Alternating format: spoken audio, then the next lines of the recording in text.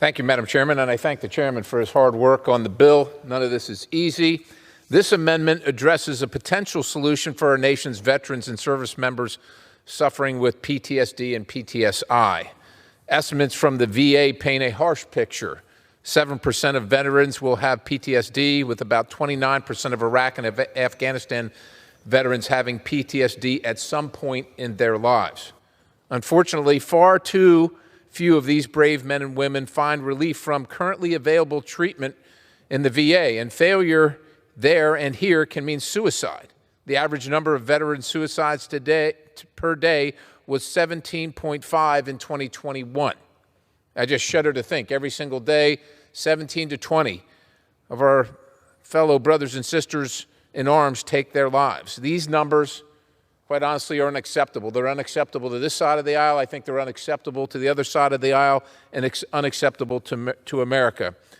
That's why I'm offering this amendment, which would increase and decrease Veterans Health Administration funding by $1 million for the purpose of furnishing stellate ganglion blocker SGB treatment therapy to veterans suffering from PTSD. Already approved by the VA as a safe and effective alternative, the stellate ganglion block procedure injects an anesthetic agent into or onto a collection of nerves in the neck and is proven to alleviate common PTSD symptoms. In PTSD and some other anxiety conditions, the fight or flight nervous systems get stuck in the on position. By precisely placing anesthetic around the stellate ganglion, the unproductive and chronic fight or flight response is turned off.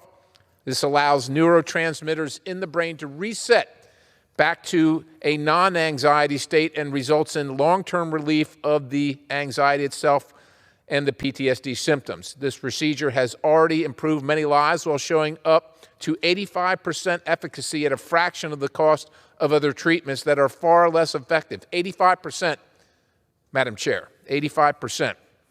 Having this life-changing option for our veterans would give them a chance to live freer from the effects of PTSD and its symptoms. Our nation's veterans should be the top priority and deserve to have this treatment and this therapy when they need it.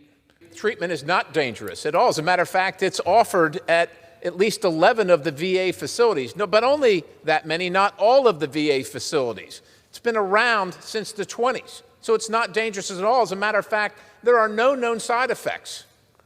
There aren't any known side effects. The 85% of the time, the people that get the treatment walk away without suffering the effects of PTSD. They tell me, as I've sat there and watched the treatment given, Madam Speaker, they've told me that they feel like a weight is lifted off of them while the treatment is occurring. Those are specious claims. The bureaucracy at the VA wants to conduct another study. Meanwhile, it's allowed in some of their facilities, but not all of their facilities. And meanwhile, while they're conducting another study, 17 to 22 of our veterans take their lives every day while they're conducting another study, while offering this at some places, but not other places, while service members in Alabama are scraping up their last dollars to get on a van with some of their other buddies to drive up here to get the treatment because they can't get it down at the VA in Alabama. It is absurd. It is ridiculous. While they're conducting studies, our service members are taking their lives needlessly.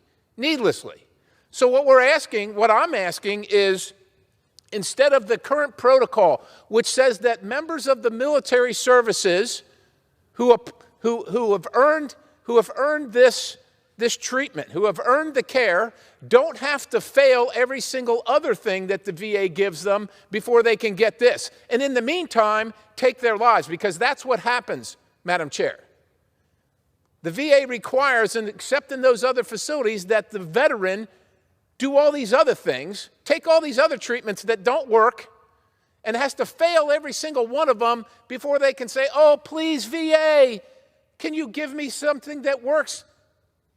The stellate ganglion block, the SGB, which is done in the private sector, which is done at the VA. We're just saying, instead of making veterans suffer and take their lives before they can get the treatment, let them have the treatment like the veterans in those 11 facilities that do offer it. Why can't we do that? You can keep studying it. If you find some side effect, well, God bless you, but right now there aren't any. And right now, veterans are killing themselves. I reserve.